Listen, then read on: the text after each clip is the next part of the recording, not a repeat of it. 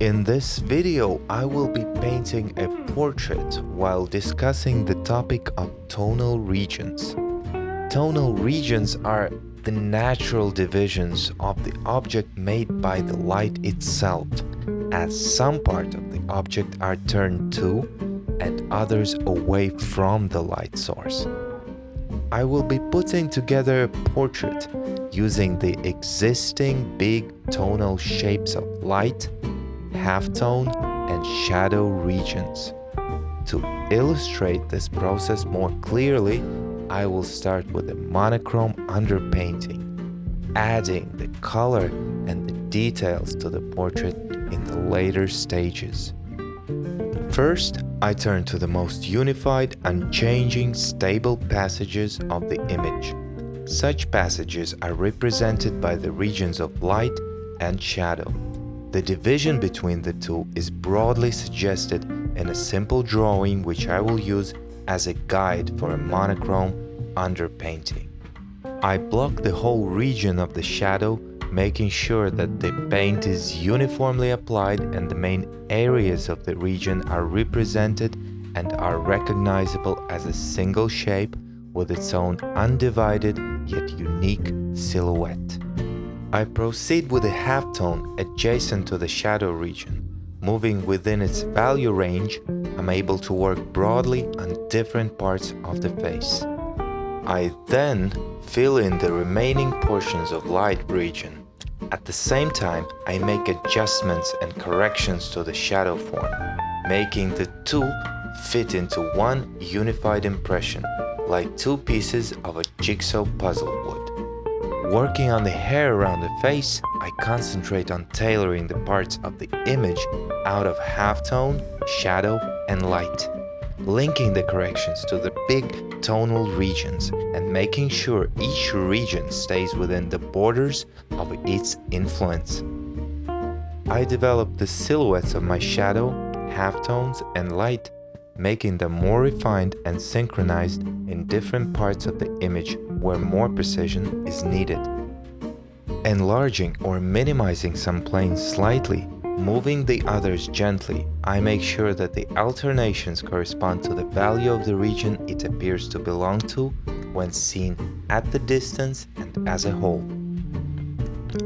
I'm oiling out the already dry monochrome portrait, immediately blocking the entire area of the shadow region.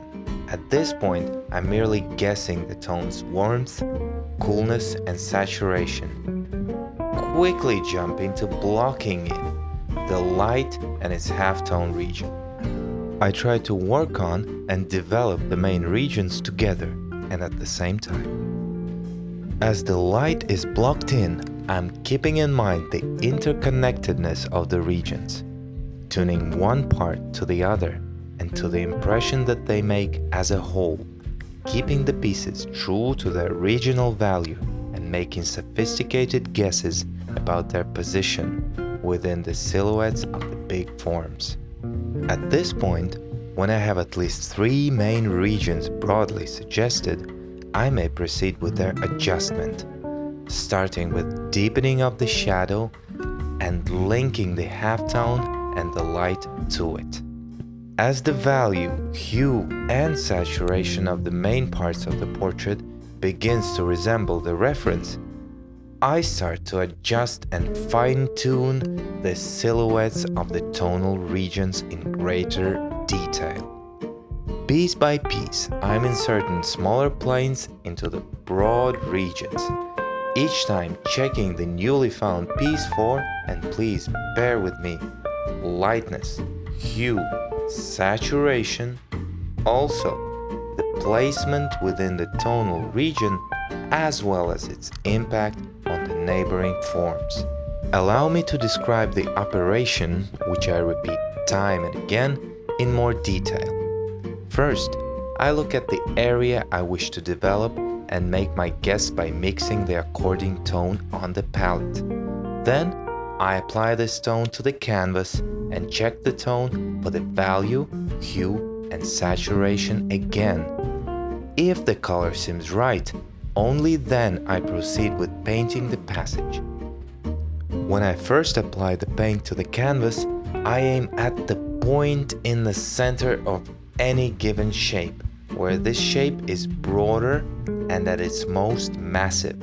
This helps to grow the planes out of their center and to the edge, keeps the paint from piling up at the edges of the planes, helps to make the process consistent with from big to small principle.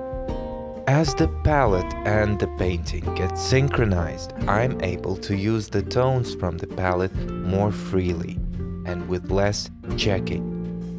When the main portions of the portrait are filled in, it is time to pay more attention to the edges and shapes of the smaller planes.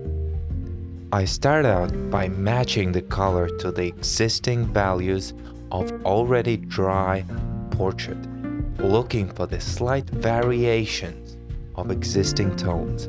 If the first stages of development were more about the unity, in its last stages the painting is taken up with attention to tonal variety. So I will look for the subtle ways in which the tones are pronounced, made special, different, and unique.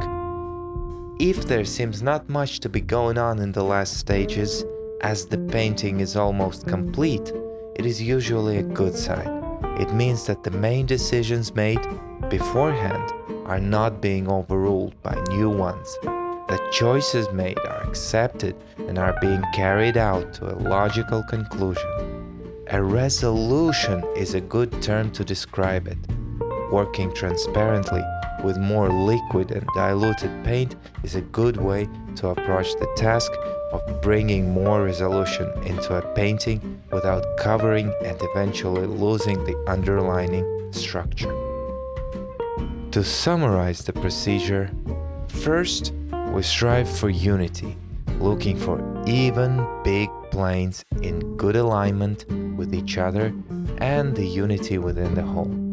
Only then we try to individuate each part to make it more pronounced and specialized, accentuating the small differences within the tones and striving for variety.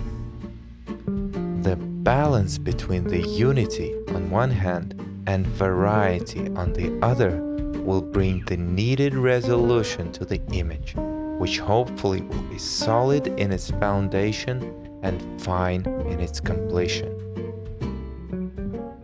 The link to my article on the topic of tonal regions is in the description.